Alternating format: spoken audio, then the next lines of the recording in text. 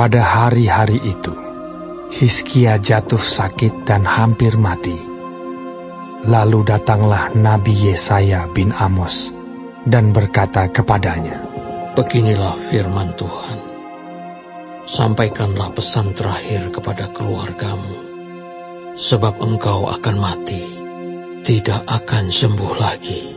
Lalu Hizkia memalingkan mukanya ke arah dinding, dan ia berdoa kepada Tuhan. Tuhan, ingatlah kiranya bahwa aku telah hidup di hadapan-Mu dengan setia dan dengan tulus hati, dan bahwa aku telah melakukan apa yang baik di mata-Mu. Kemudian menangislah Hizkia dengan sangat. Tetapi Yesaya belum lagi keluar dari pelataran tengah. Tiba-tiba datanglah firman Tuhan kepadanya. Baliklah dan katakanlah kepada Hizkia, raja umatku. Beginilah firman Tuhan, Allah Daud, bapa leluhurmu. Telah kudengar doamu dan telah kulihat air matamu. Sesungguhnya aku akan menyembuhkan engkau. Pada hari yang ketiga, engkau akan pergi ke rumah Tuhan. Aku akan memperpanjang hidupmu 15 tahun lagi, dan aku akan melepaskan engkau dan kota ini dari tangan Raja Asyur. Aku akan memagari kota ini oleh karena aku dan oleh karena Daud hambaku. Kemudian berkatalah Yesaya, "Ambillah sebuah kue ara." Lalu orang mengambilnya dan ditaruh pada barah itu, maka sembuhlah ia.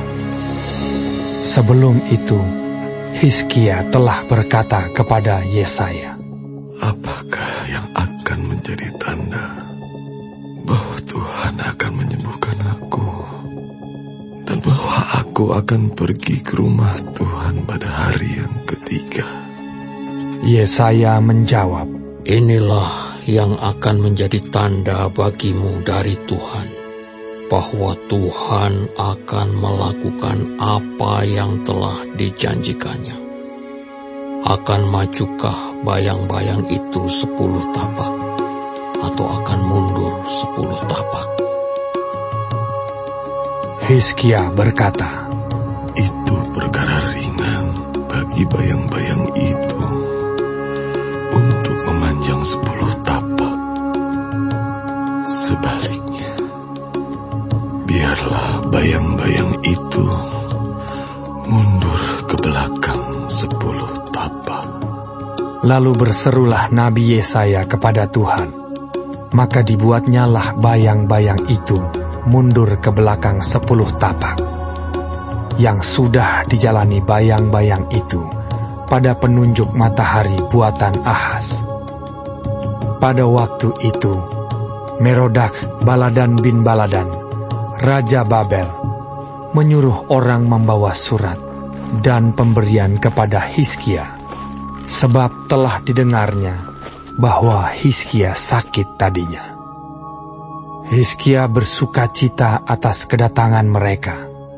Lalu diperlihatkannyalah kepada mereka segenap gedung harta bendanya, emas dan perak, rempah-rempah dan minyak yang berharga, gedung persenjataannya, dan segala yang terdapat dalam perbendaharaannya.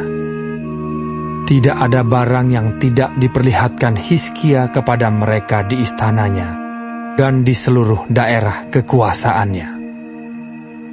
Kemudian datanglah Nabi Yesaya kepada Raja Hizkia dan bertanya kepadanya, "Apakah yang telah dikatakan orang-orang ini? Dan dari manakah mereka datang?" Jawab Hizkia, Mereka datang dari negeri yang jauh, dari Babel. Lalu tanyanya lagi, apakah yang telah dilihat mereka di istanamu? jawab Hizkia, semua yang ada di istanaku telah mereka lihat. Tidak ada barang yang tidak kuperlihatkan kepada mereka di perbendaharaanku. Lalu Yesaya berkata kepada Hizkia, dengarkanlah firman Tuhan. Sesungguhnya suatu masa akan datang, bahwa segala yang ada dalam istanamu dan yang disimpan oleh nenek moyangmu sampai hari ini akan diangkut ke Babel. Tidak ada barang yang akan ditinggalkan. Demikianlah firman Tuhan. Dan dari keturunanmu yang akan kau peroleh, akan diambil orang untuk menjadi sida-sida di istana Raja Babel. Hizkia menjawab kepada Yesaya, Sungguh baik firman Tuhan yang kau ucapkan itu. tetapi pikirnya, Asal ada damai dan keamanan seumur hidupku. selebihnya dari riwayat Hizkia, segala kepahlawanannya, dan bagaimana ia membuat kolam dan saluran air, dan mengalirkan air ke dalam kota. Bukankah semuanya itu tertulis dalam kitab sejarah Raja-Raja Yehuda? Kemudian Hizkia mendapat perhentian bersama-sama dengan nenek moyangnya. Maka Manasye, anaknya, menjadi raja menggantikan dia.